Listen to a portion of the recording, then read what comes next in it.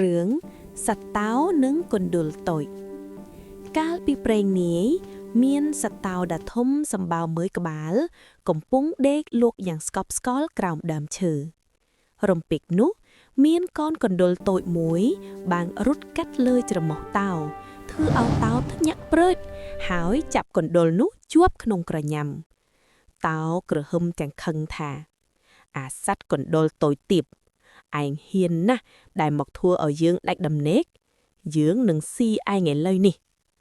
កណ្ដុរភ័យញ័រខ្លួនដោយសត្វចិនលែនរួចអង្វរថាសូមលោកម្ចាស់ព្រៃមេត្តាលើកលែងតោឲ្យខ្ញុំបាទផង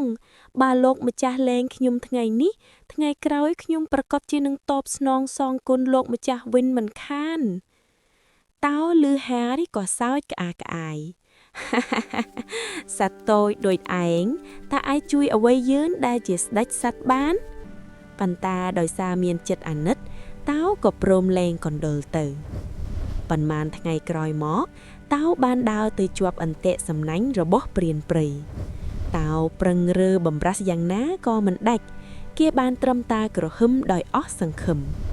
ភ្លាមនោះកណ្ដុរតូចឮសំឡេងតោក៏រត់មកជួយ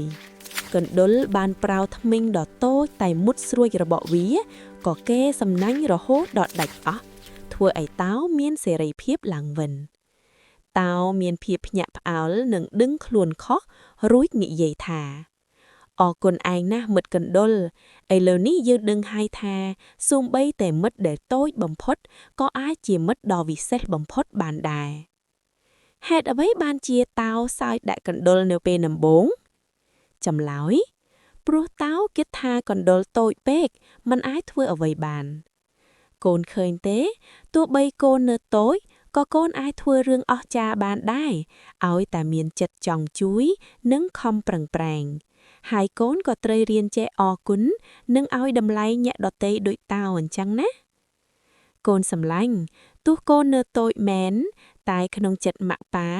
កូនគឺជាវីរបុរសដ៏ឆ្លាតវៃម្នាក់ស្អែកនេះយើងនឹងធ្វើរឿងល្អៗជាមួយគ្នាទៀតណាគេងលក់សបាយកូនសម្លាញ់